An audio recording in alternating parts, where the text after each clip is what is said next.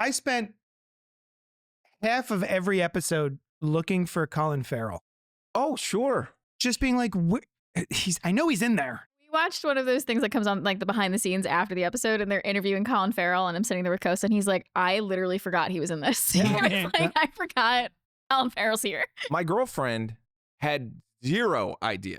It's insane. Zero. And She she just thought only that was knows, an actor? Yes, she only That's knows awesome. Colin Farrell from, when we were in our 20s. Yeah. Uh-huh. And Oh my God, I love had that. no idea. That's Literally so none. Literally cool. saying, no, you're wrong. That's not true. What are He's you, in an there. idiot? There's no Colin Farrell here. YUNKJunk! What's up to our sidekicks and henchfolk out there in the Geek Nation? Welcome to the most popular show from Crown Point to Utah, the Cult Pop Podcast, episode 102, one of the longest running comic book and pop culture podcasts. You're welcome. Where we talk about movies and Gotham crime and comics and religious conundrums and all the other things that scratch your dirty little nerdy itches. We're coming to you live from YUNKJunk HQ. A bomb-ass podcast production space in Philadelphia, PA, headed up by this guy. Hi. I don't know if You have to do the YUNKJunk like the prophet. Oh my God. I'm your host, Haunted. JD of Johnny Destructo's Hero Complex, located at 4327 Main Street, Philadelphia, PA, a rad-ass comic shop which caters to rad-ass folks just like yourselves. So get in here and buy my rad-ass shit. With me tonight to talk is Alice. Hi. Noel. Huh? And a special guest, I already ruined it, a special guest for one of our main reviews, Terry, the scion of YUNKJunk. Hello there. I'm the executive producer. We're all guess. going to be on our worst behavior now. Yeah. Scion XB is what I drive. Also in the booth is our trusty producer, Dylan. Dylan. If anything is watching or listening and wants to know more about YUNKJunk HQ, the aforementioned space and services, where can they inquire? All you got to do is email me. My email is right at the bottom of the Show them on the bottom screen. of the screen where it is. It's just like right there on the bottom there. You make it sound so easy. Yeah, and all you got to do is, send me an email, So if- dylan@youngjunk.com. Send me a So pinky. if I had questions and a keyboard that was connected to The internet? the internet, Yeah, I'd it's a be good able to place- contact you? Yeah, that's a Yeah, great I place did to it. start. Yeah. It's crazy. I did it. Alice did it, and now she has a show Alice did on YUNKJunk HQ. Yeah. So, hey, listen, here's the thing. Tonight we're going to discuss both the most talked about television series as well as a widely discussed movie that is in theaters right meow. But before we do all that, a gentle reminder that if you're here live, feel free to comment, like, subscribe, hit that bell notification so that you know that we're doing this here nonsense.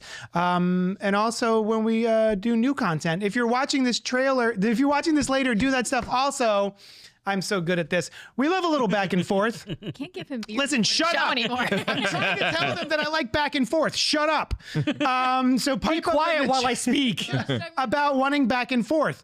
Send us emails at cultpopgo@gmail.com, just like this fella, because we got emails. We got letters. We have lots and lots of letters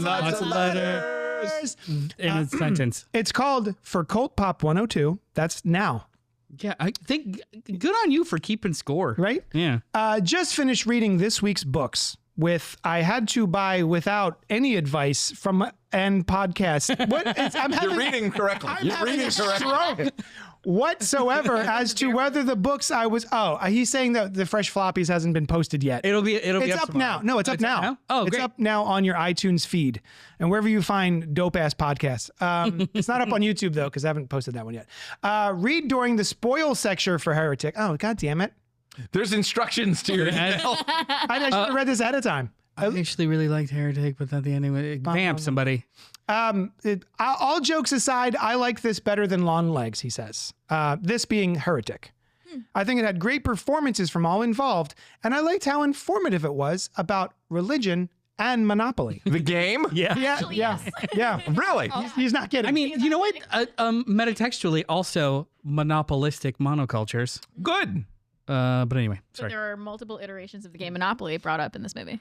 I heard someone make a great Monopoly joke once, and it's like, we'll never put up with this Monopoly special edition. Again, also referenced in the movie. Yep. Yeah. He also says that as for Penguin, I really liked Heretic. Heretic. I really liked Heretic, but thought the ending wasn't the best. We're going to get to that a little bit later. So thank you so much for emailing us at cultpopgo@gmail.com.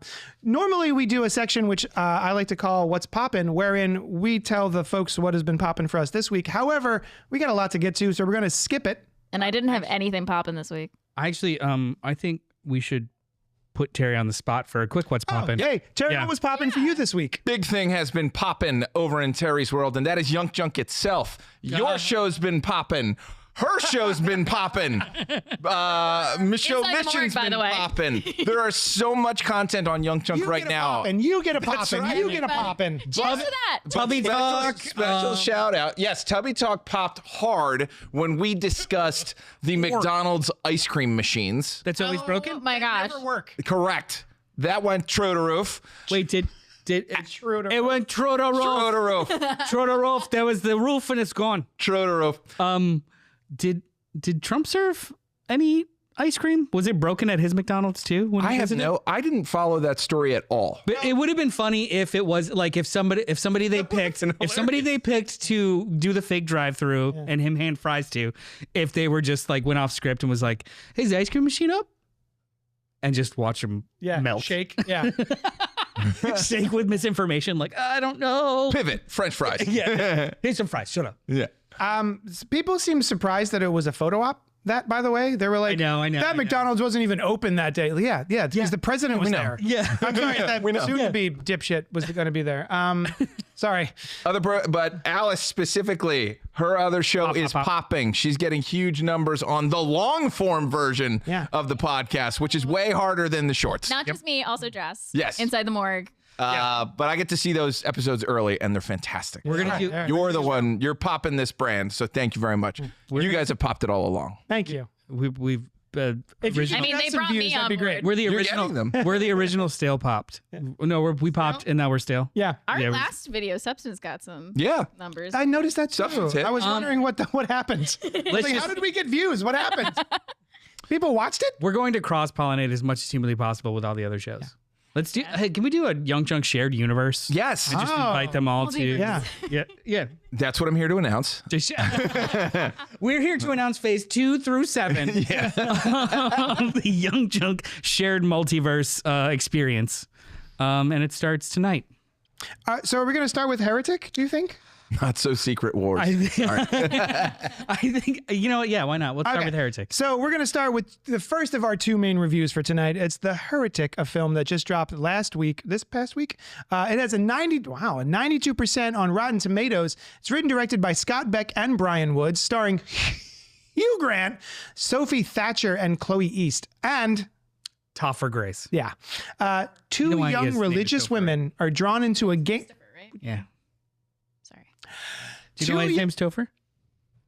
Two young religious women are Yes or no? drawn into a game of cat and mouse in a house of estrangement. That's the movie, everybody. Cat and moose. And Bruce. Cat and moose in the house of estrangement. Johnny Strangeman. Jimothy Strangeman. So we saw the trailer for this way back in the day when I think we saw what was that M. Night Shyamalan movie that was coming out?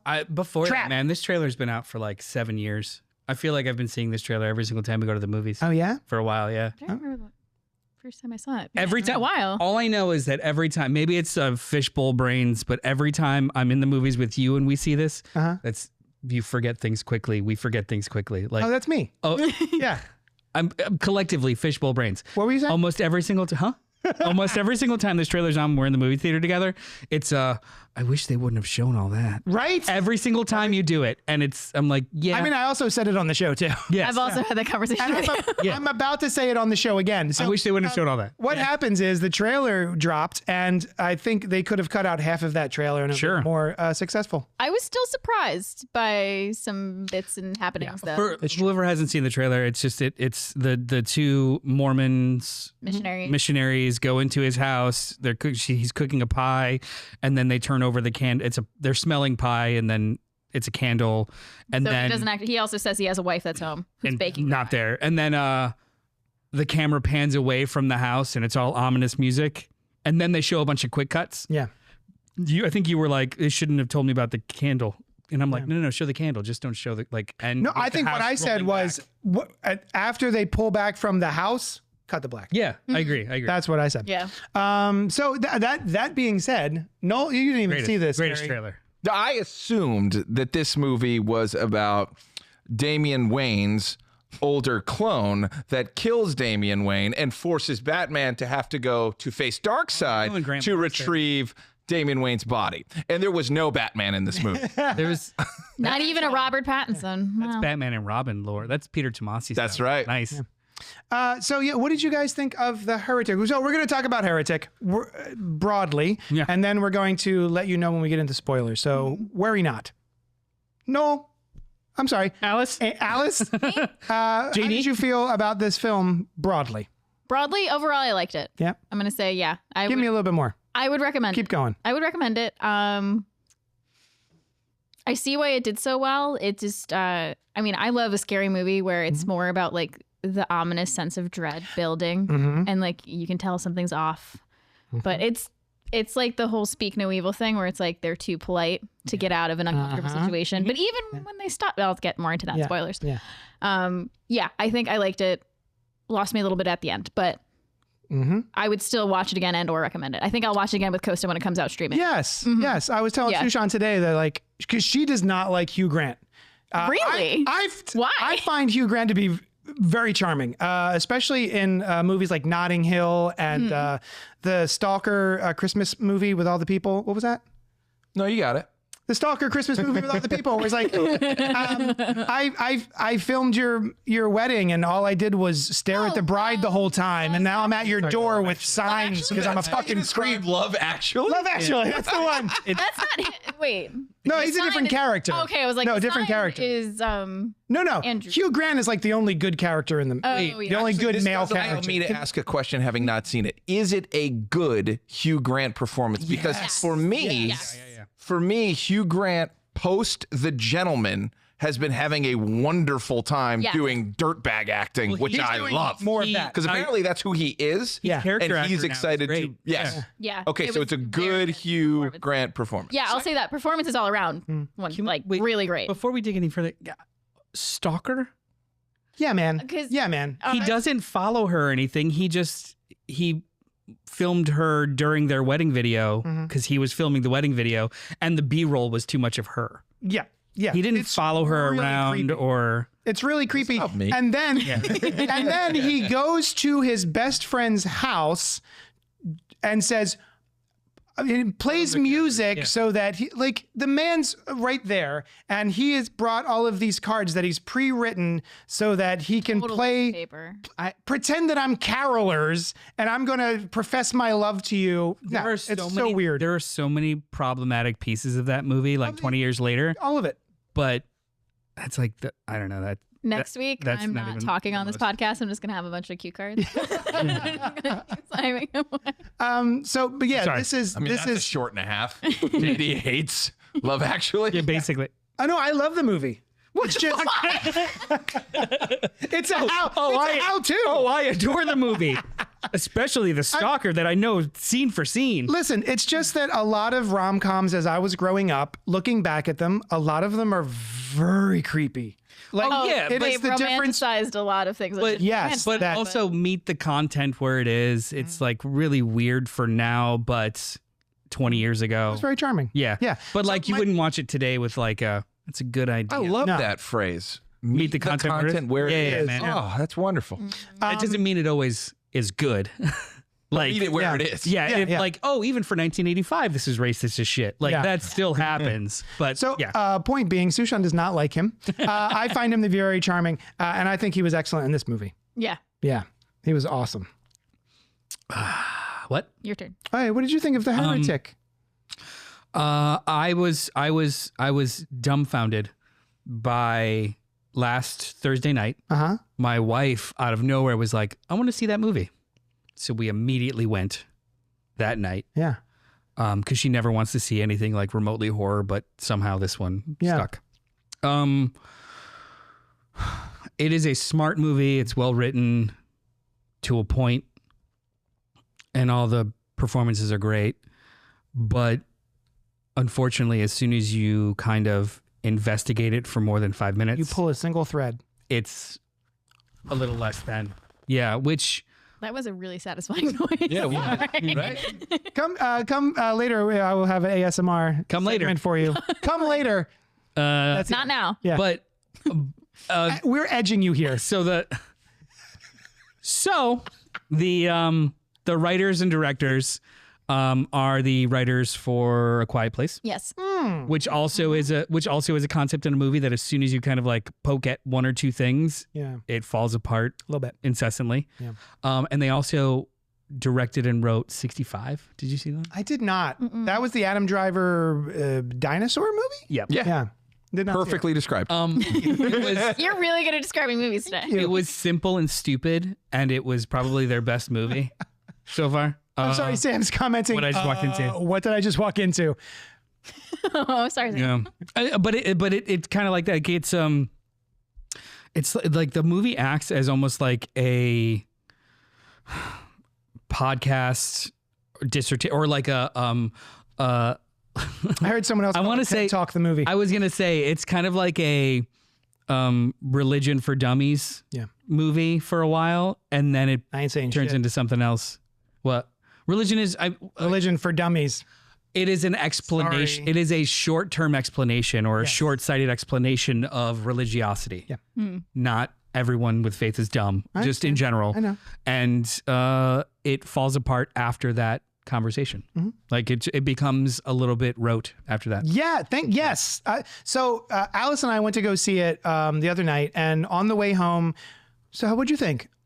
We were thinking. Jeez, I don't know. And it took us both, I think, quite a while. I was like, I think I got to sit on this and figure it out because there's something about this movie was rubbing me the wrong way. I think that Hugh Grant is great. I think the two female leads are fantastic. I didn't know that was Topher Grace at all. That was delightful to find out. And the first 3/4 of this movie has such interesting monologuing and conversation and suspense.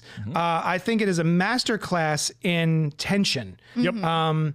As soon as they walk into that house, there is a ticking time bomb of tension that's happening. There's literally a timer on the light. That's true. Yeah. Yes. Said it like And he's immediately mildly off-putting despite being very kind of charming and polite at first. So watching the 3/4, I was like, man, it's really getting me. And then I think that when we find out where it goes and what's been happening, it does not satisfy the tension that has built up. So I was a little disappointed with the wrap up of this film, but I think everything else about it, like the way it is shot, there's some excellent shots in this. There's some excellent dialogue, excellent music. Would you say it's a net positive? Absolutely. It is like Alice said, I would say people should watch it. I would recommend it. May I ask, Yes. is it well directed or would it have been elevated in the hands of a better director? It's well directed Well-directed, I would up say. until the third act. Yeah. The third act, yeah. So Where it, It's another one. Yeah. Like as soon that's as I kind of ask where a question, whatever the noise JD made did for me. There we go.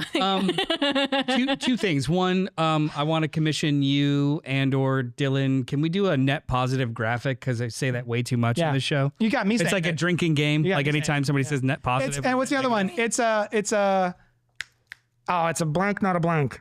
That's Oh, it's a feature, not a bug. It's a feature, not a bug. I think it's a blank, not a blank. It's a meh, meh, meh. We were talking about the day after I saw it. We both saw it. We were at the gym and we kind of talked about it a little bit. There are some movies that are adaptations of plays. Yeah. That just redo the play. So like the example on the top of my head was Ma Rainey's Black Bottom, which was Chadwick Boseman's last movie. Very, Awesome. very good movie. No, very, very, Very good play.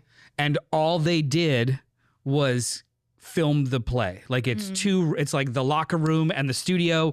You don't really get to see the outside world. You don't like To clarify, it's not in the same way that they did. It's not like there was a camera on stage. It's not they didn't film a stage production. Right, They right. just recreated the Clarify. play. Yeah. Yeah, like The Whale is a play that takes place in one room. There you go. yes. Yes. Yes. Okay. Yeah. They It don't was expand the world Yeah. in that room. Thank you.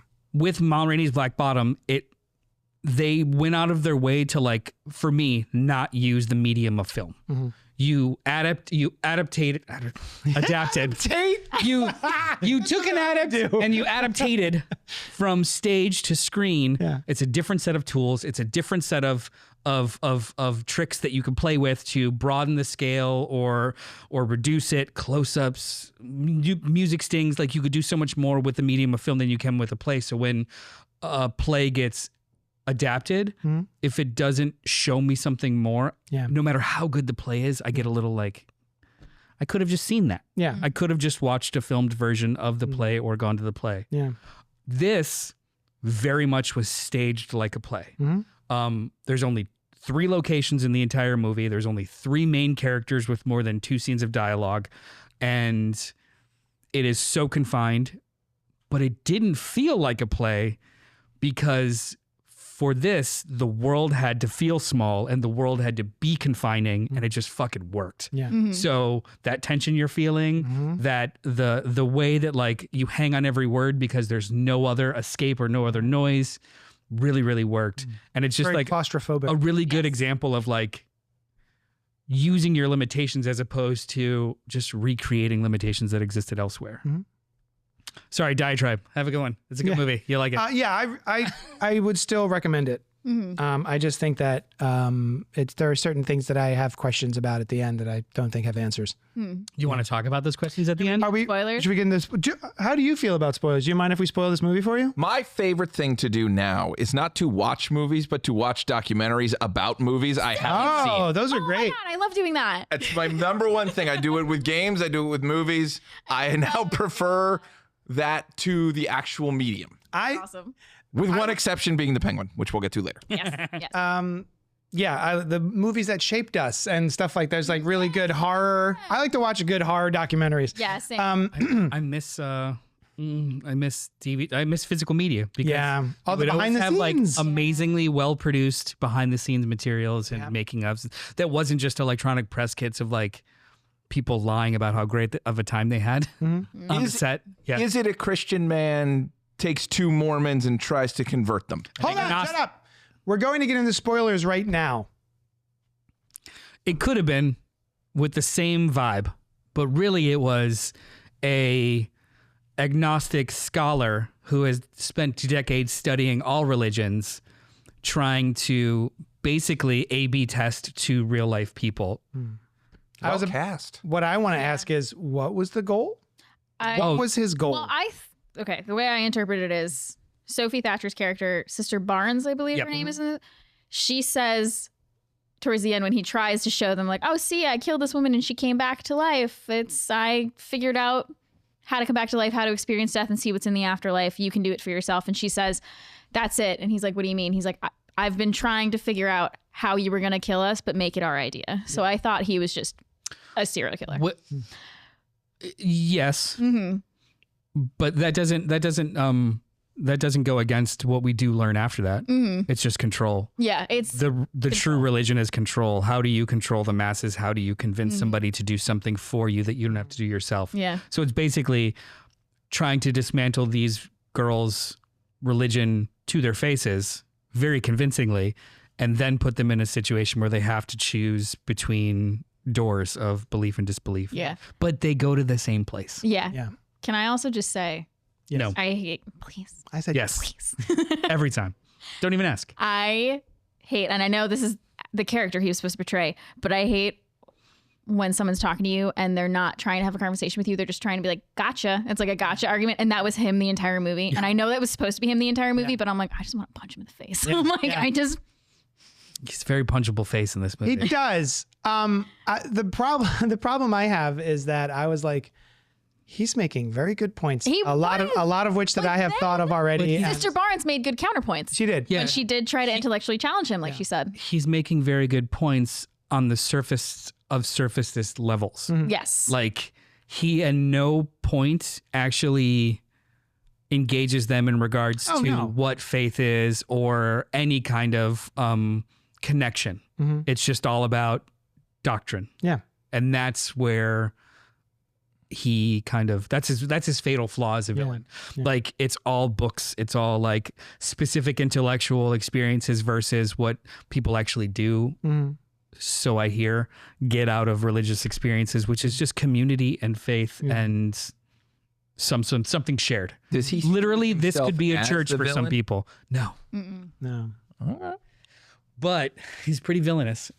So when did this all fall apart for you guys? Wait, before you go hard, You crack your knuckles ready to go. how do you feel about movies nowadays? How they depict nighttime or dark space? Oh my God. You're a fucking movie like the space. I don't need realism when I'm watching a box Yeah. backlit. You don't need day for night. That's an error. Yep. But cameras need light to not be grainy. You have to give them enough. We went to a theater, well, not to our local theater, but we went to a theater not too far from here. Really, really great seats, great sound, great presentation. But the aisle lights were a little too bright and we were close to the aisle. Every single scene in the cellar, which is the whole third act, could not tell you what the fuck was happening, who was talking, and what. Ours wasn't bad. It We was were in the so middle. bad. We weren't near. It was so bad. Like both Sam and I were just like, is he down there? No, that's a new person. That's Yeah. not him. Like it Why was is he so wearing a fucking shroud? bad. Yeah. See, to me, that's an error. Yes. Like that is a cameraman error that the colorist could not save. Therefore, you have to double down and be like, no, this was the plan all along. It with movies Usually like they'll throw ADR in there. When Nope that happens. worked. Like they did the night for night in Nope. Yeah. But he blocked. Day for night.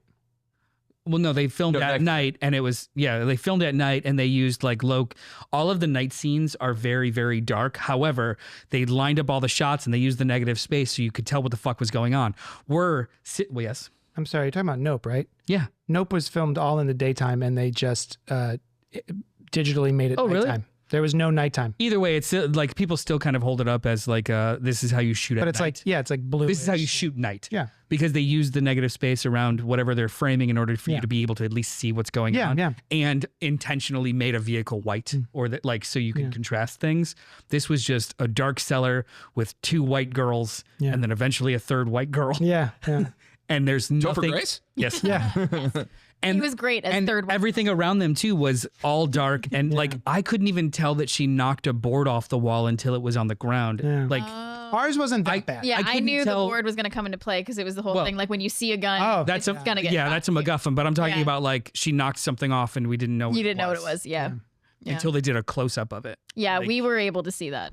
Yeah. Yeah. Ours wasn't that bad. Hated it. Christopher St. Saucy is in the chat saying, wait, that was Topher Grace? How did I miss that? I didn't know either, Chris, until I caught afterwards. I think Alice was like, that was Topher Grace. Topher Grace was the only good person to come out of that 70s show, stars in a movie about a dubious religion. Genius. Also, Laura Prepon. I love her. She was a Scientologist also. Did some bad things. Yeah, bro. They like Topher Grace literally is the only person that kind of got out of that scot free. The dad, my man from RoboCop. Yeah. Yeah. No, but he also wrote a letter about the rape guy too. Oh, to, the like, rape let him off. guy. Danny Masterson. Yeah. I already know. RoboCop. He's a bad guy in RoboCop. You could it'll be okay. Which guy's in RoboCop? Red, the dad. What's his name?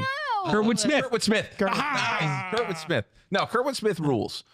We'll give him a pass. He's kind of cool. There's a better version of Love Actually called Playing by Heart, which I've I've seen never that. heard of. Oh. And it's fine. I can't believe you cut my joke about Alicia Witt. I guess it must have been in the email. Yeah, we We skipped it because we didn't. spoilers. Yeah, Sorry. spoilers. Well, is it about Heretic? Can we read it now? Because we're in spoilers for Heretic. Sure. And then Sam C. I love Sophie in Yellow Jackets. I can't wait to see her in all the things. She's good at being a disturbed girly. He is very good at being a just What was the horror movie? Boogeyman. boogeyman. Was that which- good? No. Oh, But I liked all right, her. Cool. Oh, see, I didn't realize that was a reference to Alicia Witt. How did he get all those women? He asked. Were they all missionaries from different religions? Did he blackmail Ruth Harker into helping him lure them into his house with lifelike dolls? Nice. Now I get it. All jokes aside, I liked this better than Log Legs. I did too. I don't disagree with that. Yeah, I agree. because this offered me something to think about versus Long Legs, which was just like vibes and then didn't make sense. Look how crazy I am. I'm Nicolas Cage. It was a He cool was cool. face. He was cool. I actually have. It was a cool face. I have no but he issues wasn't with him. scary. Yeah, he was. Nah. Nicolas Cage is So you asked me, when did this movie fall apart for me? I would say when we get into the lowest pit of hell, right, in Dante's Inferno, I guess, maybe. They showed us a shot of Dante's Inferno, but this doesn't really correlate with that. I'm not sure. And so we get down to the place with the ladies in the cages. Yeah. Up until that point, I was kind of like, oh, and then we're going to go even further? What's going to be the next thing? And it's just that, the women down there made me go, wait, how long has he been doing this? Where did these women come from? What was the plan what was he going to do with these current women? Were they going to be new women in cages? What was the point of all of this? What is he doing any of this for other than like control? Sure, he wants to control them, but like, why? Also, who built all this shit? Immediately I go to the Batcave question of like, how did Bruce Wayne build an entire, Batcave down there without contractors? Well, the caves existed, and then the rest of it, all of the shit that's in there, I mean, depending on the Batcave. It's in here. In the Dark Knight, they took care of it. In the comic books. Yeah. So yeah. Also in the movie. In Batman Begins, he builds it. Yeah, yeah. So it's just it's one of those things where like you pull a single thread and then all of a sudden kind of unravels. The movie fell apart for me mostly. So when he kills Sister I Barnes, think we're gonna have the same. Oh, I hated that. and he pulls the IUD out of her IUD. Birth control implant. It's called something else. but yeah, yeah, IUD is different. yeah, up in there. The little T. Yeah. He pulls it out of her, and that was a really disturbing scene too, because like, oh no, that's a vein, and he's like, Oh, looking I at it. love Yeah, that. it was really That was cool. actually I He's laughed like, out I got it. loud. Oh, that's a vein. So he pulls the piece out, and he immediately is like, see, she's not real. You're in a simulation. This is a chip. And I was like, oh, is that the twist? Yeah. That he thinks that all of this is just control of the masses and a simulation. Yeah. That's kind of fucking cool. Immediately forget, Yeah. immediately disregarded, not explored whatsoever. And then the Sister Paxton character completely changes. Sorry, I just like threw my mic in my face. Are you excited about this? Yes, because it's the same moment. It's She all perfect. completely changes as a character, not because that was hidden inside of her all along. It's because the script dictated she had to. Hold on. So may I? Oh no, you go ahead. You agree with this? So Yeah, we were talking about it yesterday. She just suddenly becomes Sherlock Holmes. Yeah, she's just like... She's like, I noticed your hair was wet when you came back inside, which means you were outside hiding our bikes. And I'm like, you yeah. were so naive 2 minutes ago. And that's Where why did that go? That's why you moved the keys into my pocket, because you knew this. I'm like, Yeah. what the fuck is going on? And like, oh, Dr. and, Watson and then, shows up. yeah, basically. And then she's like, oh, and that's why there's a hatch underneath. And you like, and she said this. I'm like, who said what? Like, So I agreed with you Yeah. when we first talked about this, and I might still, but I think what the attempt is we are told earlier in the movie that if I ever come back, I would like to come back as a butterfly, and so that my friends would know that there's something else, and I would land on their finger specifically so they know it's me, whatever. And then at the end, we are reintroduced to that idea. I think the thought here for that character was for her to go through a metamorphosis of the cocoon, her chrysalis being the basement and the things that she has to go through and deal with and come out the other side as the butterfly. I think that her character is the butterfly. I think thematically that's cool. Yeah. In practice, that wasn't good to me. Like, there was no progression to that point for her. Right, it's It just was literally a flip of a switch, and Yeah. that is just poor pacing. Yeah, she just heard Sister Barnes in the back of her mind saying, challenge him intellectually because you can't challenge him physically. And then she's like, okay, I will. Suddenly she has an IQ of like for that 200. character to challenge him intellectually too, it could have easily been simple, small binary questions, not I have become Sherlock Holmes with full recall of every single thing that's been amiss over the last 12 hours. Yeah. Mm-hmm. Come on. Yeah. No, I agree. Quick question. Yeah. You just said something. Was Hugh Grant supposed to be like an imposing physical threat? No, really, no. No. Because I think 2 Mormon women could take out Hugh Grant. Yeah. A good part of the film too, they are painfully polite.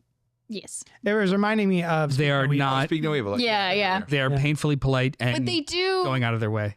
they do try when she realizes the candle is what they're smelling and that Good there's shot. no Great pie and there's probably no wife, and they only entered the house because he said, oh, my wife's inside, she's because they won't enter the house unless there's another woman present.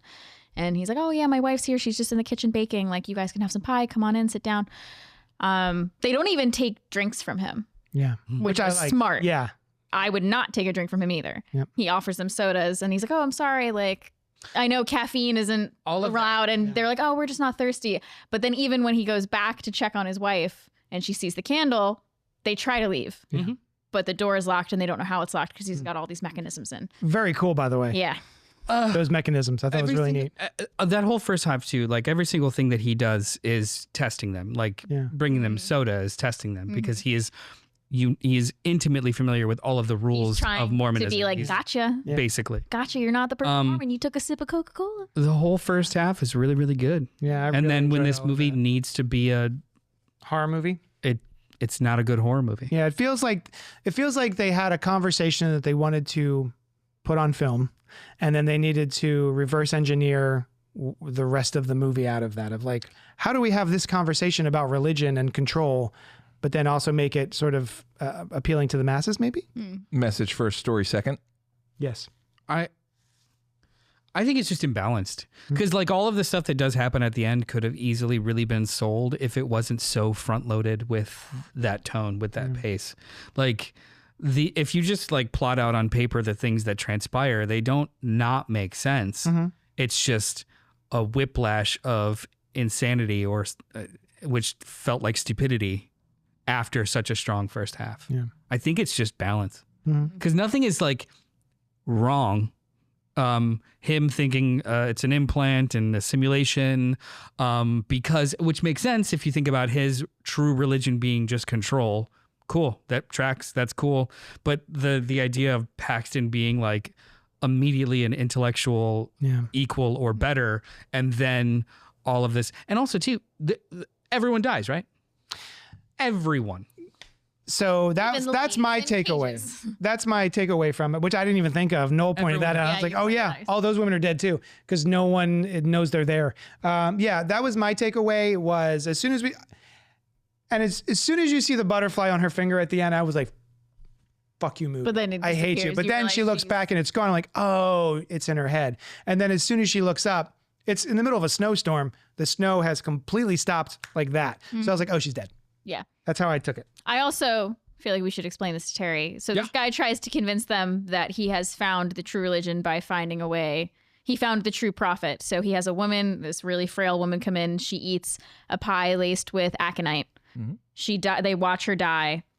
And then she supposedly comes back to life. And there is another live woman that they see. But he had distracted them at one point to turn away. And the bodies are swapped. So like another woman comes up that looks just like her, takes the body into the cellar, and we find out towards the end that he just has cages of women in his basement. Like, and they're like that all look the same. 80s. They're all very old. Okay. Yeah. And They all look the same. They all look very. He's been like. They're all very frail. They're all frail, emaciated with shrouds over their faces. He's been starving them and freezing them. So it's not The Prestige. Because I love The Prestige. No. Oh, I do love The Prestige. I just rewatched that recently. So yeah, it's like, why are those women down there? What is the actual history? Were of they this whole former thing? missionaries that he trapped? Like, we I was don't gonna say he's been trapping missionaries. I don't know. Yeah, I guess. Yeah, it's just that's the logic of it just falls apart for me. It would even be a better movie if Sixter Paxton ends up being a girl in a cage, because that would be more full circle, Right. or at least thematically bookended than just the slapdash that we got with no actual conclusion. Just everyone's dead, I guess. I could see that. I have a question regarding Mr. Reed. So at the end, they have both stabbed each other, right? They're both dying. And Hugh Grant... She got stabbed in the belly with an X-Acto knife on like full tilt, and then he got stabbed in the neck. Letter opener. A letter opener. Yeah, like really long. And so he's bleeding out, and he says to her, pray for us.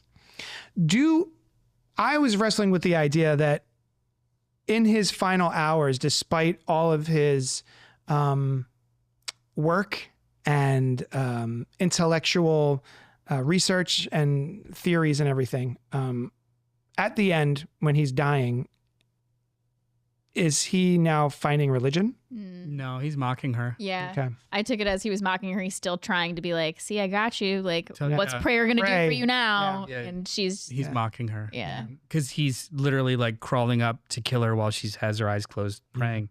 Like he's mocking her. He's like, I'm going to still have this little final piece of control. Gotcha. Mhm. Okay. Yeah. Just curious. Because if it was the other way, that also doesn't comport with any of the other fucking movie. Mm-hmm. Yeah. Ultimate control is to kill. Ultimate control is to. If you got someone to kill themselves, Yeah, Yeah, that's what he was trying to do. And they foiled unalive for YouTube. me. Yeah. Oh, yeah. Sorry. Can you say kill themselves? You just can't say the S word. No? Both? I don't know. I think it's both. Okay. No, I It's say learning. Say that a lot on Inside the Morgue. And if, okay, Oh, no. if that's not what unraveled the movie for me, like I said earlier, the thing that really did it was Sister Barnes being dead for 20 goddamn minutes in this movie, not moving a centimeter. And then at the very last second, right before Mr. Reed is about to kill Sister Paxton, she springs to life and hits him with a board with 3 nails in it, and then immediately falls over dead. Fuck you. I hate that so much. I actually thought it was going to be one of the cage women That would have been great.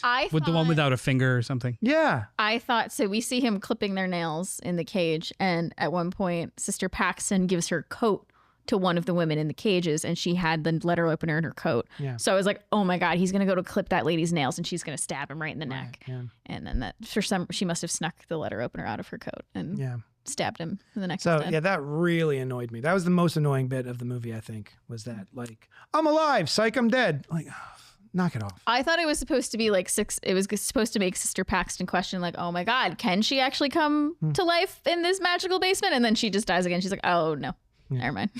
It's more for like the audience pop. Yeah. I hate whatever. stuff. I hate moves like that. So lazy to me. Pink is in the chat. Hi, Pink. Personal irritant. Being asked if you are a believer and answering agnostic is like asking what's 2 + 2 and answering blue. You know what? To be fair, he's probably an atheist. Theist/atheist and Gnostic agnostics are 2 different axes. What's Yeah. a Gnostic? I like that. Gnostic- Gnostics. My understanding, agnostic is just I don't know what I don't know, Yeah. which I do. I lean more towards like I don't know what I don't know, whereas atheist is just there is nothing. We are just all I'm agnostic. atoms. Yeah, I'm fine with. There could be something. Possibility. I just hate organized religion with such a passion. Well, people suck. Yeah.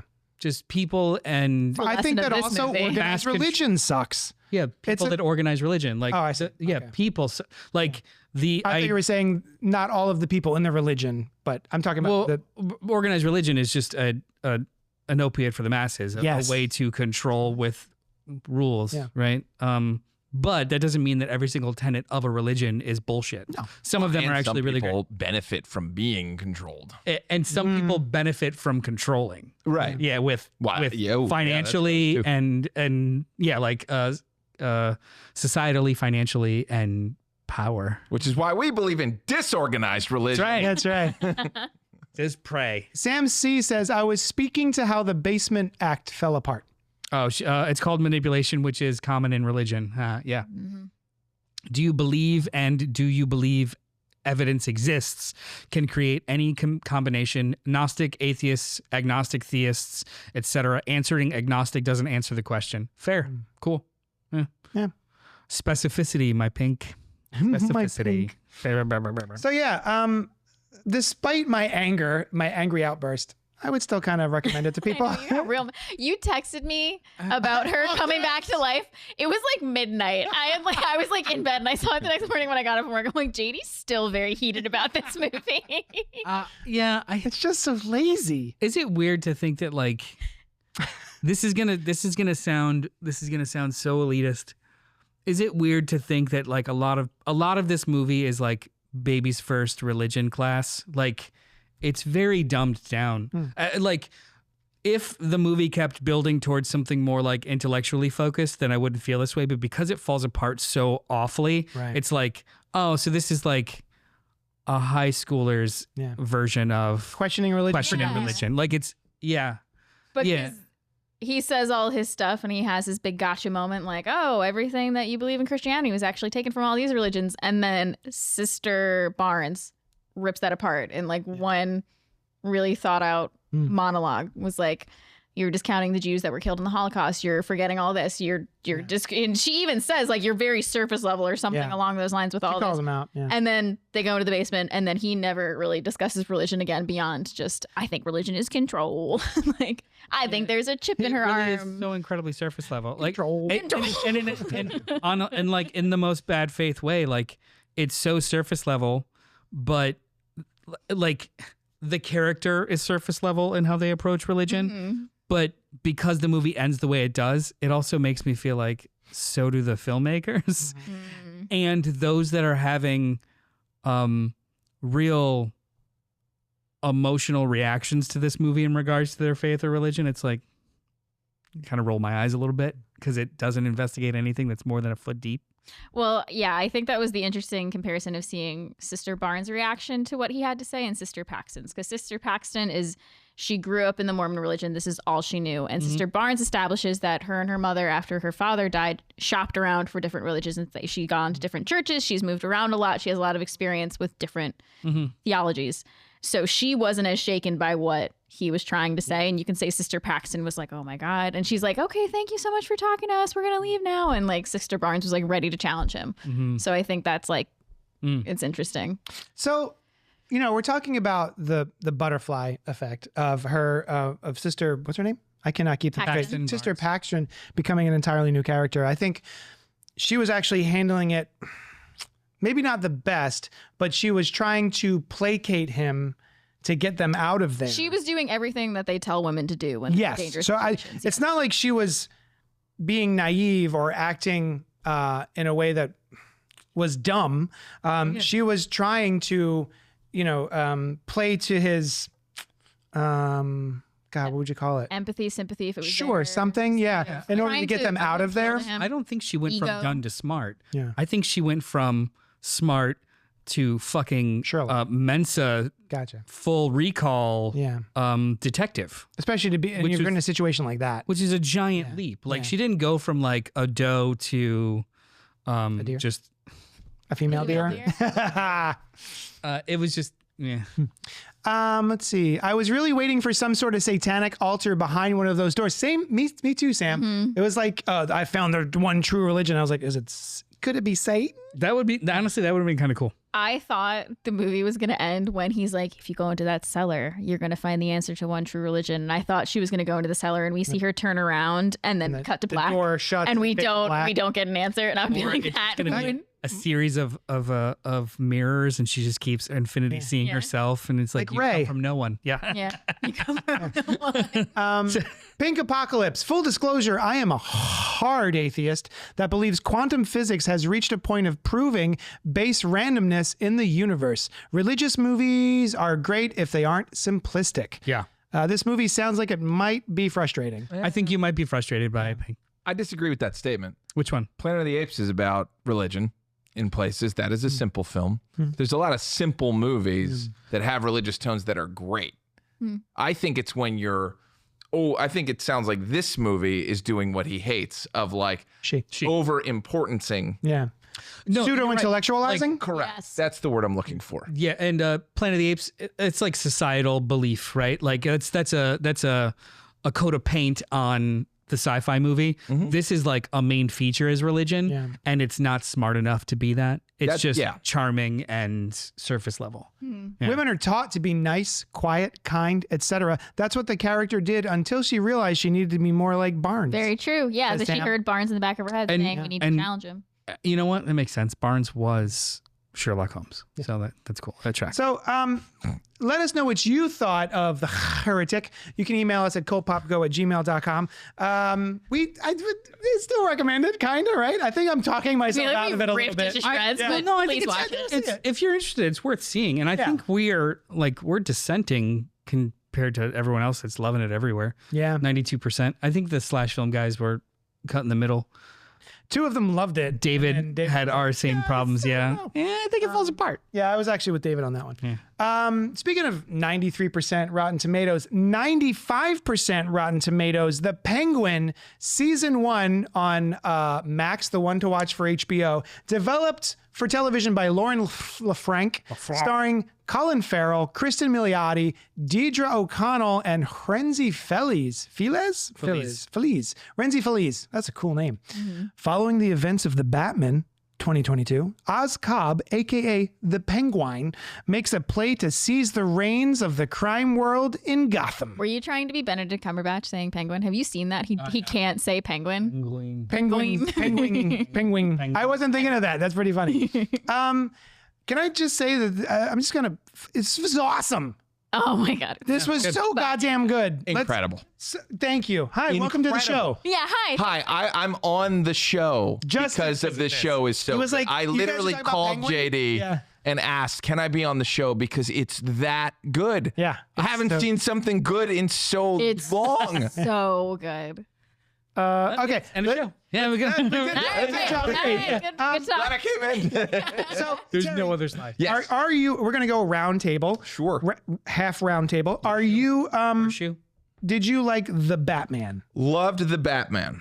I also remember Noel really loved the Batman. I think it was your movie of the year. The fucking masterpiece. It's wonderful. I love it. It's beautiful. I After almost this, wore you my should Robert revisit it. Pattinson shirt today because I planning love that. the Batman so Yeah. much. I loved the Batman. Am I the only one here who was like kind of Yes. not like kind of cold on the Batman? Yes. Yes. You love the Batman. I you love the Batman. absolutely love the Batman. Dylan's none. Dylan, do you love the Batman? Love it. I rewatched it around Halloween because I was gonna say watched it recently too. It's it gets. How does a wait 3-hour to movie? rewatch it. How does a 3-hour movie get better every time you watch it? It's the Batman. I know why. It's the same damn producing team that's on this one. They know how to tell a tight story. They know how to build tension, keep it going, cut the fat.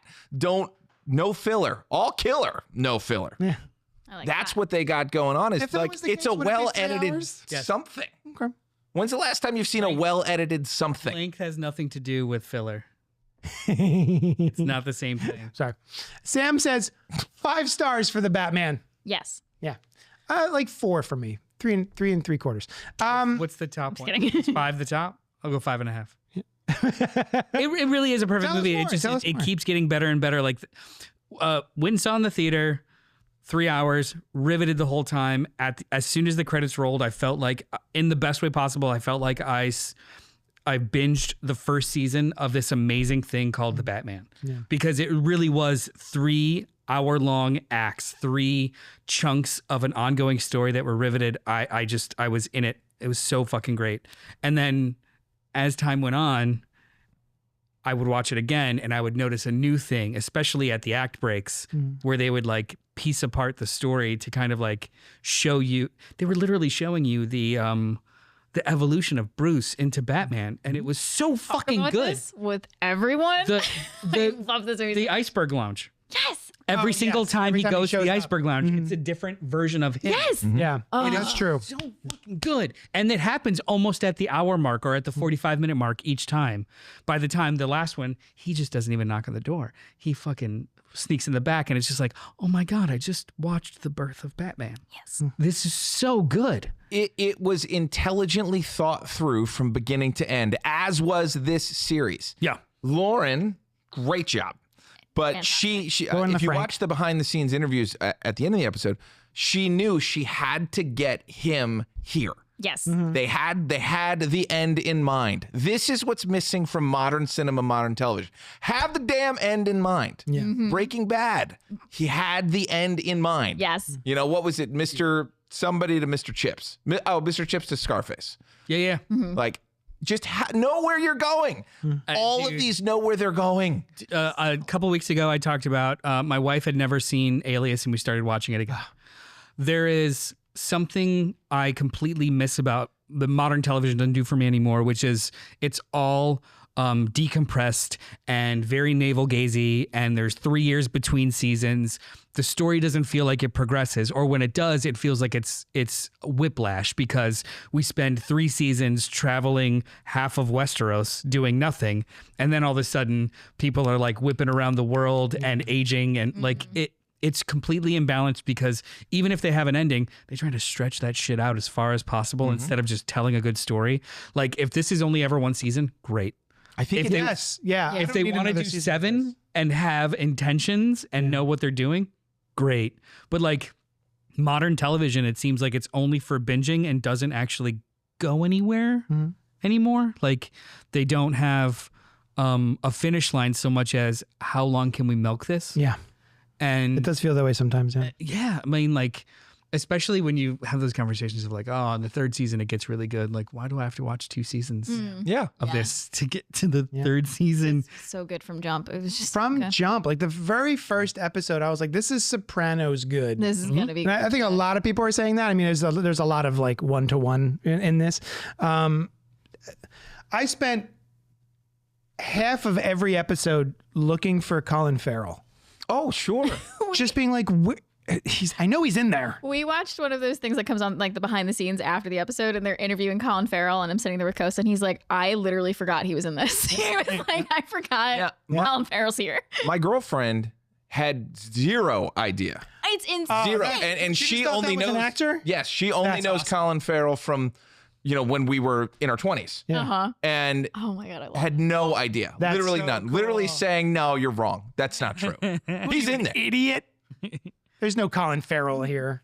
Yeah, it's so good. And I did watch a bunch of interviews of the cast and stuff, and they were asking, did you go method? And he was just like, it was really fucking hard not to. Yeah. Like I would It's so be in physical. character, and I have 30. When you have 30 pounds, literally 30 pounds of the character on you, it's hard to like turn it off. But he would be jovial and stuff. Like he wouldn't be Oz. He would just keep the voice, and like they'd be talking about the music they're listening to, and he's doing it as Oz. Yeah. And like it was really, really I funny. love the voice. I'm wondering. So, did you hear about how Austin Butler, when he played Elvis, he like said he was stuck in the Elvis voice for a while? He still is. He still is.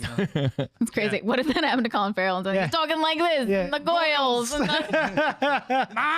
that's the craziest thing I ever heard. Hoyd. I remember. So when they first start doing that in the first episode, I remember going, I thought that was like a cartoon voice. I didn't realize that like people actually said woiled and goyle. It's the modern. Yeah. And also Kristen Milioti. Melody. Milioti. Oh my God. She's amazing. She's been amazing for years. Yeah, I'm glad but She's amazing on 30 Rock. I'm glad the world. I was gonna say I'm glad the world caught up, and I hope she gets tons Wait, of awards. When are Rock? we? Yeah, She's the blonde Sexy bimbo. she's sexy baby. You sexy baby. Oh, Really? That's what she says. She Oh. says, well, actually, I am a sexy baby. Oh wow. But yeah, I it's revealed that she's actually someone else in disguise. Oh, okay. And that's an act. But anyway, our 30 Rock podcast is starting soon. yes, email feeds in the show, Sam. Yeah. Well, I lied. There's only one character in this movie or this show that I don't believe or care for, and that is Dr. Rush. Oh, Adrian Rush. I just anytime he showed up, I was like, I don't buy anything I that feel you're that doing. about him and everything he's I in. gotta go with you on that. But that's just hit. Like that's the actor. that- He was like that in Daredevil. Oz. He was like that in Daredevil. He was Shades in Luke Cage also. Luke Cage, that's what I'm. Oh, that was Shades. Everything. Wow. Well, and Sons of Anarchy is what he's Yeah. famous for. Yeah. Everything is whispered. Yeah. Like he Yeah. just seems I like just a don't caricature. buy him at all in this whole show. I mean, I everything have- that was in Arkham was a little bit. Everything that was in or focused around Arkham was Yeah. a little bit more heightened than the rest of the show. Like they were literally in stripes with giant collars. Like that's when that was the only time that it was like Cartoony. this is a cartoon. book. This is a comic book show. I didn't I bump didn't- into it at all. I loved it, same. but if you were gonna like pick at tone, in Arkham was the only time that it felt like And comic book. the woman who's next door to her, Magpie, Yeah. very much like an Arkham Batman. yeah. She also had a fun voice. She that did. I don't think I I can replicate. thought she was going to be Harley at first when you can only That's hear what my her. brother said. Yeah. and That's I what was my like, brother this said. is And then soon. I recognized the name Magpie Yeah. from like Batman stuff. I was like, oh, it'll be interesting to hear. Yeah. But if you look No, at no, no. if you look at what's right We're not getting before and spoilers. right after, the reason you don't bump into it is it slowly introduces a heightened reality. Yeah. Oh yeah. And in that, we're kind of going into a crazy woman's mind in that part. And we're trying to also, she's trying to convince herself she's not okay. And so, like, the way the show is designed to go a little arch there and then come down, They make her crazy. That's the thing. So as much as I loved episode, Are we in spoilers, yeah. by the way? Are we in spoilers now? probably. Okay, Let's because I have thoughts. Everyone, hang on. Everyone, watch this show. Watch the show. If Yeah. you're still with us. We for all spoiling. loved it. It's It's top my- tier. It is, besides Daredevil, I think it's probably my favorite comic book television show of all time. yeah. Which And season he's of Daredevil? and we're underselling it. Yeah. As far as media today, Yeah. it is probably the best serialized piece of content in the last 7 years. Yeah. I'm not kidding. It's so good. Can I just talk about episode 4? Well, Good. hold on. Which one's that? It's the one where you see her backstory. That's what I was getting ready to say. As Good much as I love for that. her. Good for her. Good for her. Also, I support women's rights and women's wrongs. yeah, the very end of the specifically Sophia Falcone's. Yeah. yeah, that Want was to kill your family? Do it. that was my favorite episode of the whole show. Was her backstory, watching her be driven insane. And talking about Dr. Rush and how the actor played that he was playing it so Archie. quietly and like kind of in the background part where I was almost convinced that he wasn't actually there. Oh, I was like, is she imagining the doctor from Arkham is still hanging around there? interesting. The only My time- brother put that seed in my head, and I was like, and he's like, I don't Huh. think it's true, but I heard someone talking about this, and I'm like, then you know, The only time Dr. Rush felt not real, like I was fine with him in the hospital and blah blah blah, but when he in episode 6 or 7 or no, like 5 or 6, he just like flips a switch and was like, Yeah. I want to go with you. I'm everywhere." obsessed with you. Like, Yeah. bro, ready to kill people. yeah, like What? you went. You're a doctor. That's 0 to Doctor. that's 0 to 60. I get that you're infatuated with her. Harley you think you already love her. did That's this. And great. established that he was infatuated with her Very in much. Yeah. Yeah. Like that's Doesn't cool. come out of nowhere. That's the best part of the show. Nothing comes out of No, nowhere. you're right. Yeah. And the things that do come out of nowhere are like, oh my God, but he would do that. It's but, just ah! it's just how it was. It really is just how it was acted, like how it was portrayed with the like, I'll follow you anywhere. I'm like, it feels a little like she Yeah, a bit much. she It feels she, a little Dr. Rush. she only just called you, bro. I mean, you need to put the brakes on. I did it. Feels but, a little um, rushed. But honestly, that whole relationship was completely immaterial. Yeah. Didn't Yeah. Like he amounted to nothing. Yeah. Yeah. Literally amounted to nothing. Can I say my favorite line Oh, in the please. series Yeah. happens the episode after that, episode 5. Oz burns alive Taj and Oh and my then God. Sal calls him and goes, "You're cooked," and he goes, "Cooked? Why don't you call your wife and see if she answers the phone?" And I'm like, "Oh my Yeah, that god!" was fucking brutal. Everyone behind him was like, "Oh, shit!" Yeah, GIF, yeah. Yeah. get it because she's on fire. No, my Oh god. the episode 4 was probably the best, but I think my favorite was the 1-2 punch of, I think it was episode 6 and 8, where you see the backstory, like the mom and his version of it. Yeah. And then in episode 8, you see her version of it. Yeah. So Wow. Same scenes, same Oh dialogue. my god. And then they did, and then it like it Whacked. it doubles it by making it just like aesthetically perfect. With she's being hypnotized, and we break her fourth wall once or twice. Yeah, when I like she's that a starting to lot. fall out of it, and then also because we're inside of her own hypnosis, she is the young version of herself. that. I love It is. that. It was so fucking masterful. But also, I'm sorry, I don't know her name, but the actress who played young Ma had the thing. was, it was like almost as like they just hired her 30 years ago to play this part. That she was so on point. She was awesome. Everything is on point. All the acting is on point. It is incredible. And the shocks are shocking. Yes. As a comic book fan of, specifically We don't like comic this guy. Yeah. As soon as they said who it was, as soon as Alberto showed up, I'm like, oh my God, it's a Calendar Man movie. Yeah. We're doing Long Halloween. And then bam, he's gone in the first episode. I did not see that coming. Dark Victory with Sophia. Yeah. Like it. Yeah. Kind of, but also, what? They killed Alberto right away, and Maroni's dead right away. So I'm like, oh my God, we're going somewhere else entirely. I do not know where the story is going, but it's working. So, I mean, the universe that Reeves is setting up is my favorite universe. Really good. He's also the first one to do it. Here's the movie, here's the show, both awesome. Yeah. Not a Fantastic. It's the drop first down. time it's It's worked. the first Yeah. time he's done it. Yeah. Yeah. Literally, I hope Marvel's taking some notes I because mean, I kind of, Suicide Squad into Peacemaker was really, really good too. They kept Not that this tone. good though. Not Oh this no, good. no, no, no, no, no. For me. I don't think that it was as good, but I do think that it Same was regime. a successful. Yeah, exactly. Like they kept the creative, aesthetic and goals at the same level. Yeah, the Production was thing- different, the tone was different, but it was a continuation, a stepping stone into the next thing. the lesson's also right there. There you go. James Gunn. Matt Reeves. Yeah. Now, Matt Reeves tapped someone incredible to run this whole production Right. who was involved in the Batman as well. Don't get me wrong. He also, But it's the same creative team. Keep the same damn creative team and just keep telling the story. It's amazing to me. Young Ma Cobb was Emily Mead, the actress who played her. And it was, she was so good. But yeah, Francis, right? Francis Cobb. Frances, yeah. Young Ma. I just call her Ma. Ma. Oh, did anyone for even a split second think that Vic was going to get out of this alive? Yes! You the did? whole damn time! Oh, The no. whole time! your I sweet thought- summer I baby. didn't know until literally they were sitting there. I thought for sure. I was like, this kid's Absolutely. dead I before knew- this is over. Well, first of all, they're playing with names in the show. Yeah. Oswald Cobblepot is not here. This is Oz Right. Cobb. So I'm like, oh, that's Mr. Freeze. His name is Victor. or Zaz. Well, Julian Rush. That's right. I was pretty sure they were going to go Hugo Strange with him. Oh, That's what I thought. oh yeah. That's what I thought. Yeah. Yeah.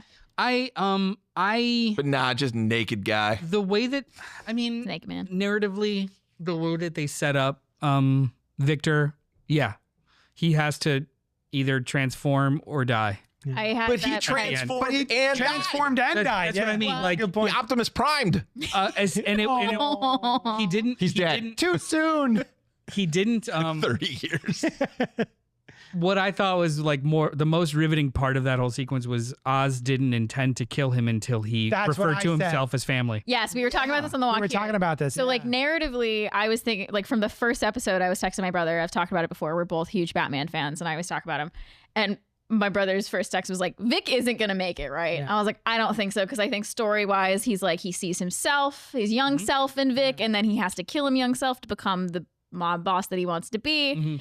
And then when he says he's family in that episode, I was like, oh my God. Also, I thought he was doomed in that episode because it was Vic's plan to have the second in commands kill the bosses. that was an awesome That was reveal. the whole sequence too. That was Kills great. all the bosses, and I was like, well, now Vic's his second in command, and this was his idea. There's no way Oz can trust him now. And That's then a he's good like, point. I was I actually didn't- taken I didn't by the catch story. that at all. But yeah, as soon as they're sitting there on the drinking the thing, I was like, oh, this kid's. he says he's family, dead. and he's like, From Yeah. a structure standpoint, again, like I did not expect people to die that fast, and I didn't expect them to put Oz versus Sophia really early. I That thought they were that going to hang happened for a so while, quick. and I was like, here we go. Well, Yeah. it we got was a war. It was like a Yeah. false start twice. Yeah. So they were together and then they were, well, I mean, their whole relationship was predicated on being adversaries because he's the one that rats her out. yeah.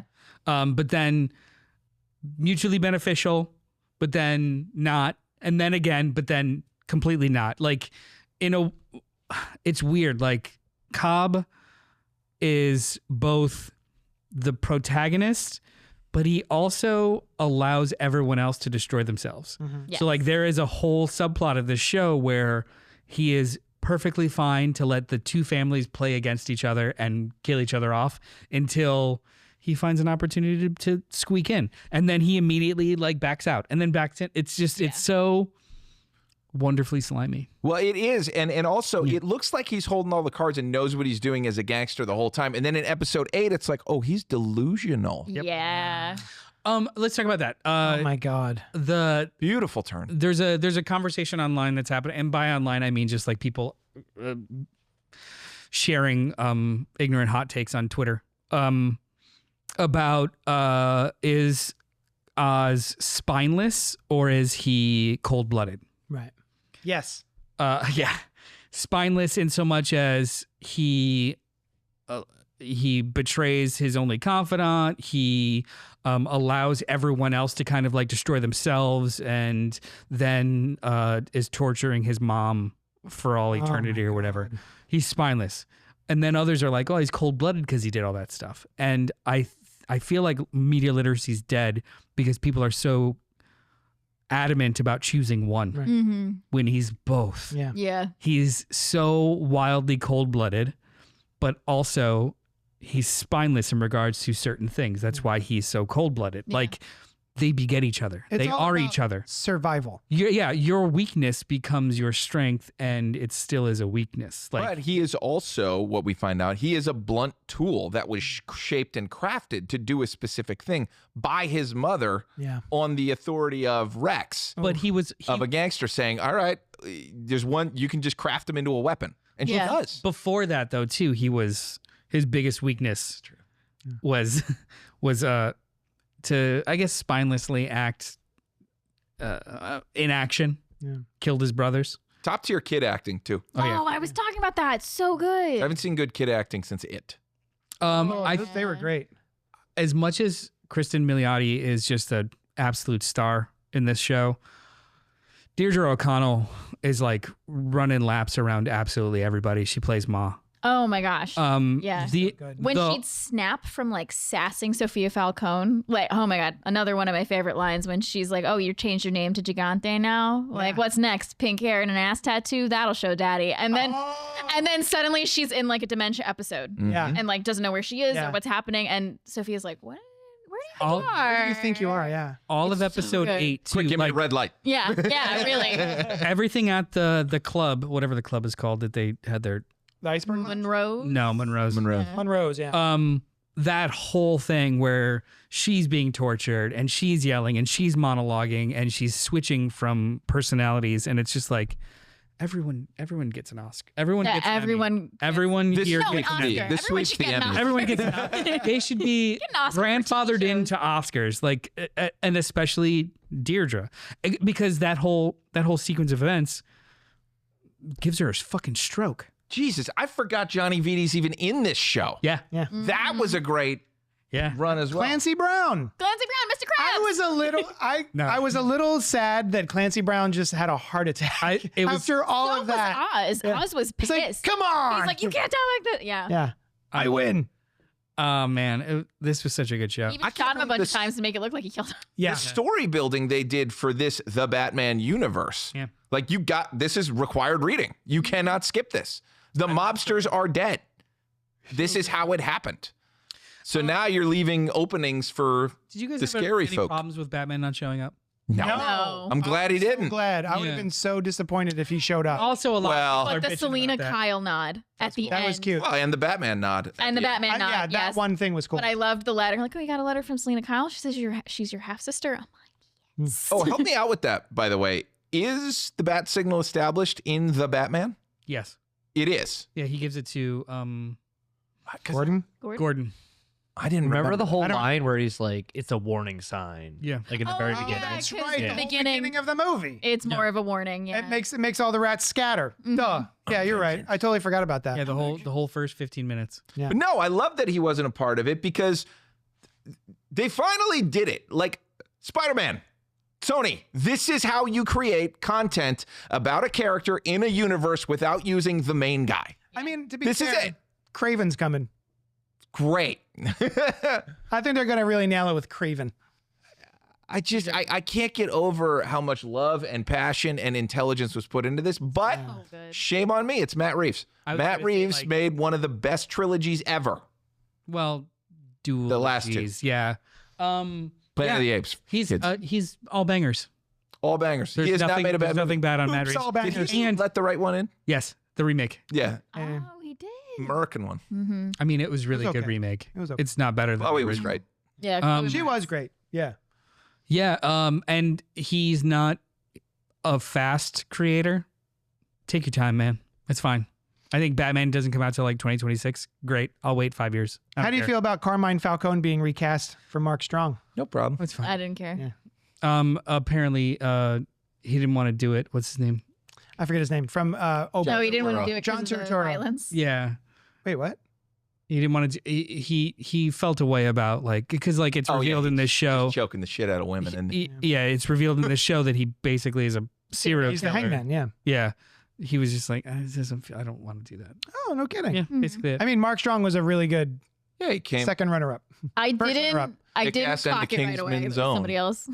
What's that? I didn't clock it right away that it was somebody else. I'm usually good at that, and I just entirely missed it. I was so in the show. Well, the really interesting thing is he wasn't playing Falcone. He was actually Sinestro from Green Lantern Yeah, in disguise. with the glamour that he got from Zatanna. It's perfect. the whole it's thing. A perfect. Was anything we didn't like about this show at all besides Dr. Rush for me? Was there anything where you're like, nah, that could have been better? Honestly, I'm struggling to find. All the needle drops were perfect. Yeah. Mm-hmm. End title needle drops were great. Yeah. No, no, I don't. Can't think So of anything. I don't know if I'll revisit this much. This was kind of like one of those books that I read that I fucking love, and I'll tell everyone to read it, but it's not going to be like a comfort rewatch. Yeah. Maybe I'll watch a shit ton of behind the scenes stuff and that, but it was so good. If I could say anything against it, it's that it's not infinitely rewatchable for me. It's just like that was phenomenal. I can't will wait for rewatch the next the piece. Sophia Falcone episode. I would rewatch just that. I just You know what? love. I could see myself on YouTube like watching sequences or clips, Yeah. but not. I don't know about like letting the whole thing wash over me again. I just, if anything, I'm just more excited for whatever's next. You know what I want to do? I want to read the novelization of this because it's written so well and so tightly that I would love to read it in like a novel form. Are the scripts available? You should read those. Either way, it's I great. immediately looked to see if Yeah. JD was looking for the Are we looking at the script? And we're gonna read the script right now for everybody. I also don't think you need Fade to, in. even if you haven't seen The Batman or are interested in The Batman as a character, I feel like this is a show that sort of expands beyond that boundary. I think you could just watch, if you just like crime, if you like a good crime show, good crime drama, I think this is really good.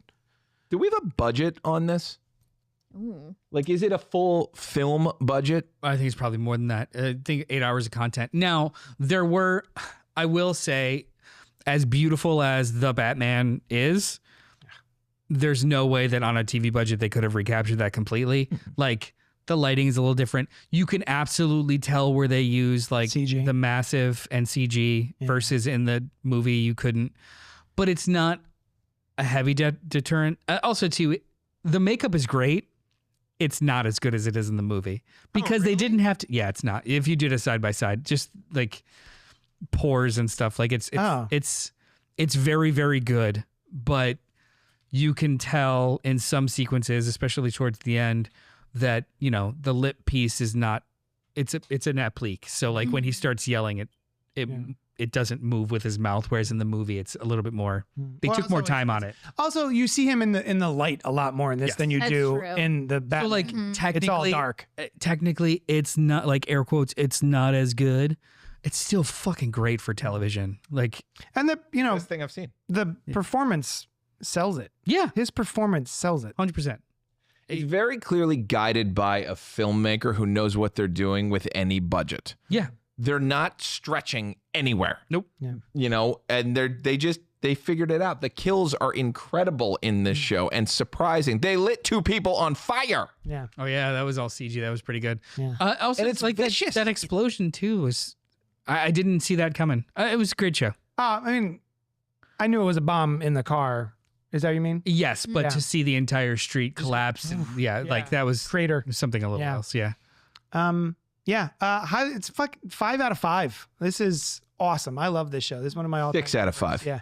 The Penguin and Agatha All Along have been my favorite things this year. Agatha, did we talk about that on the show? No, I have to catch up.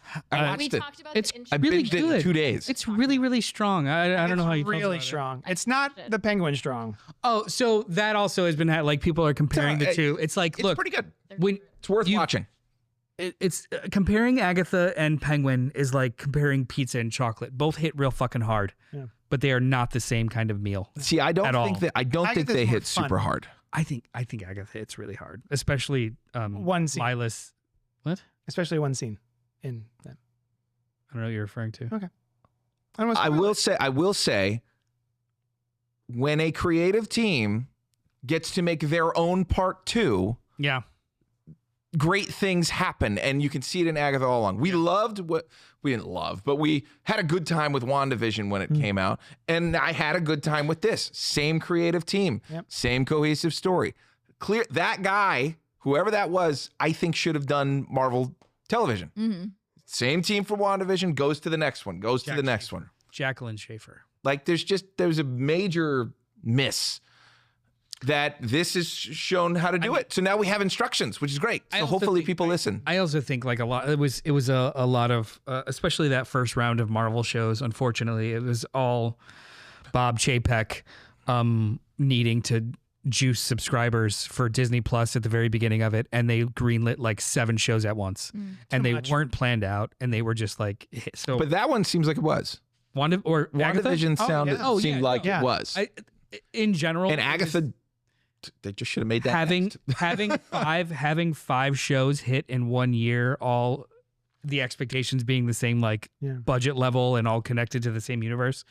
Like people didn't know how to take that. Yeah. Like space it out. Like I'll wait 3 years. Yeah, exactly. Yeah. And I got to say, I wasn't really looking forward to this, and it really surprised me. Like I knew I was going to watch it, but I wasn't like, oh my God, I can't wait for the Penguin. I couldn't wait. Yeah, you were chomping? Yeah. Chopping at some bits? Oh, I had no idea I was going to like it as much as I did. I care about the Penguin more than the Joker right now. We're Battinson pilled over here. Battinson. We're Battinson coded over here. Email us at coldpopgo@gmail.com. Let us know what you thought of the Penguin and also the Batman and also the Heretic and also Agatha all along. Anything else. And YUNKJunk. The Heretic. You mean Exorcist 2, the Heretic? Yes. Or do you mean Heretic? No, Exorcist 2, the Heretic. Yeah. Specifically, yeah. Which one's what's 3? What's Exorcist 3? Because that's the best. It's called Exorcist 3. It's so good. I love that movie so much. Literally is just Roman numeral 3. Yeah. Anyway, is there anything else? Oh, let's tell the people what's coming. Yeah, the next couple of weeks we got some fun stuff going on. So on November 20th, next week, we're going to be talking about It's What's Inside, a new twisty movie on Netflix that deserves more eyes. Watch it. Our Thanksgiving episode, November 27th, we're going to be tackling the storied, very popular Thanksgiving franchise. Oh, yeah. Parts 1 and 3. Yeah, that's that. I didn't misspeak. And then on December 4th, we're going to go back to ancient Rome and not only revisit Gladiator, but also talk about the new Gladiator 2. Yeah. So get on that. Yeah. Check it out before the show so you can hang out with us and chat about it. And is there anything else we want to talk about? Are we done? We got I anything? think we're done. Thank you, Terry, for joining us. Yeah, thanks this for was having fun. me, guys. This was awesome. This is great. Yeah. Thank you so much for hanging out with us, and we will talk at you later. Ma! YUNKJunk!